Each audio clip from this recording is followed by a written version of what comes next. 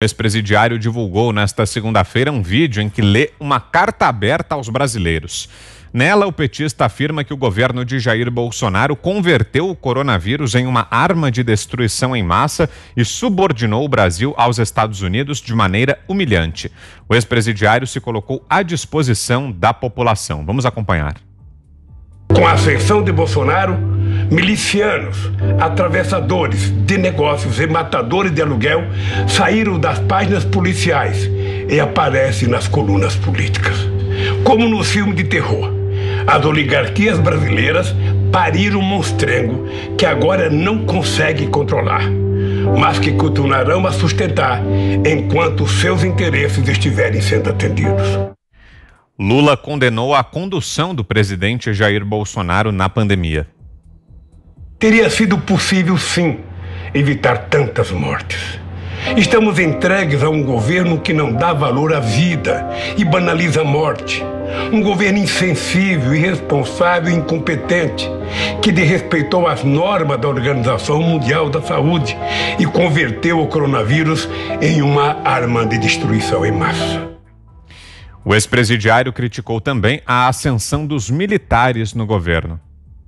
A substituição da direção do Ministério da Saúde por militares sem experiência médica ou sanitária é apenas a ponta do iceberg.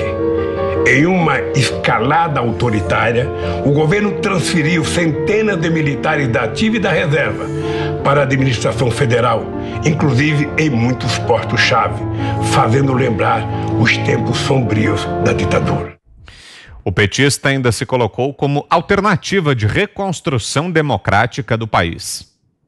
O essencial hoje é vencer a pandemia, defender a vida e a saúde do povo. É pôr fim a esse desgoverno e acabar com o teto de gastos que deixa o Estado brasileiro de joelhos diante do capital financeiro nacional e internacional.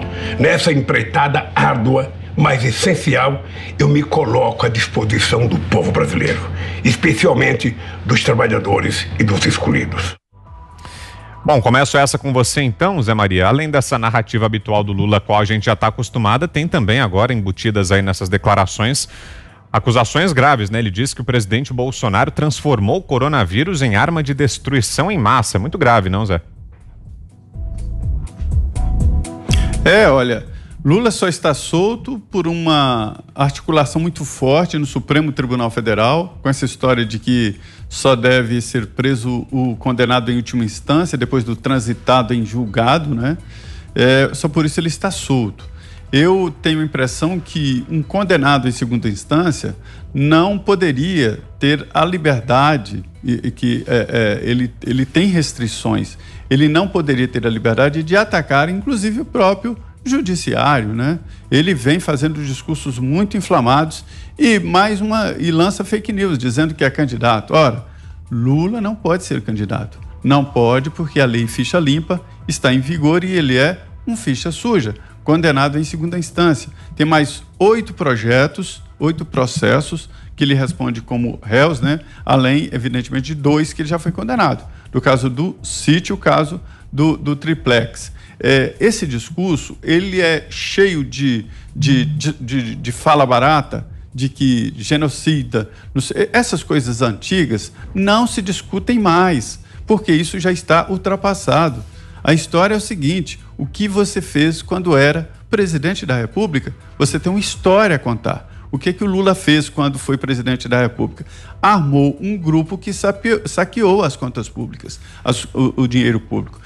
Isso foi comprovado no Mensalão, com os condenados do Mensalão, e depois do Lava Jato, né? E esse poder repartido entre bandidos, esse butim, era tão visível e previsível que a história ficou muito bem contada, né? Ele foi preso, ele é, como você diz, Vitor, um ex-presidiário.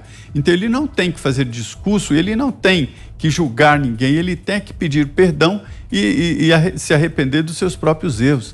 É impressionante que esse tipo de discurso ecoe no meio político, porque isso provoca bagunça, confusão na cabeça das pessoas. Lula não é candidato. Então, o que ele tinha que fazer? Ficar quieto e deixar que os candidatos, que os políticos agora disputam uma nova realidade nacional. O presidente Jair Bolsonaro não é guiado por elites, como ele disse, que agora se alguém elegeu o presidente Bolsonaro achando que ia guiá-lo como fizeram com Lula, se equivocou. Você, Fiuza? Eu acho que a Operação Lava Jato tem a obrigação de reconduzir o Lula para a prisão, né? Estávamos falando há pouco da Operação Lava Jato, da eficácia, das tentativas aí sorrateiras ou não tão sorrateiras de neutralizá-la. Então, está aí colocado, além de outros delinquentes, mas o Lula tem que ser reconduzido pela Operação Lava Jato à prisão. Por que isso tem que acontecer? Porque o Lula é um ladrão condenado a mais de 20 anos de prisão por corrupção passiva e lavagem de dinheiro, e para isso ele montou um sistema que envolve tráfico de influência perpassando vários setores públicos e privados do país. Onde está a ação das forças da lei para coibir o poder de tráfico de influência do Lula?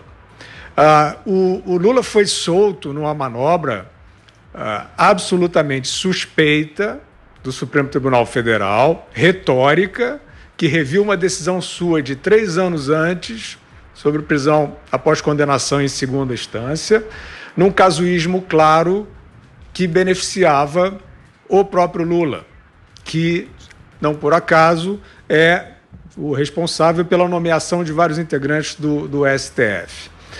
O Lula é um personagem que teve, né, só pelas quantias já devolvidas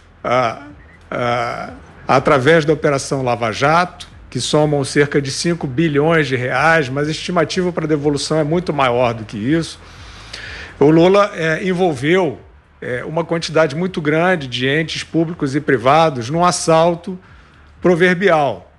Esse assalto, ele gerou um caixa, e esses recursos estão por aí, né? Nas mãos de laranjas, nas mãos de pessoas, nas mãos de auxiliares desse funcionamento de poder paralelo para constranger, coagir, aliciar, obstruir justiça, né? Então, é uma avalanche. O Lula é condenado em 2 processos, é réu em mais 8. Né? O que o Lula está fazendo à solta? Só mentindo, como a gente está vendo aí, e dando uma de candidato? Não, ele está exercendo um poder que ele vitaminou roubando e vitaminou criando uma rede que precisa continuar sendo desbaratada.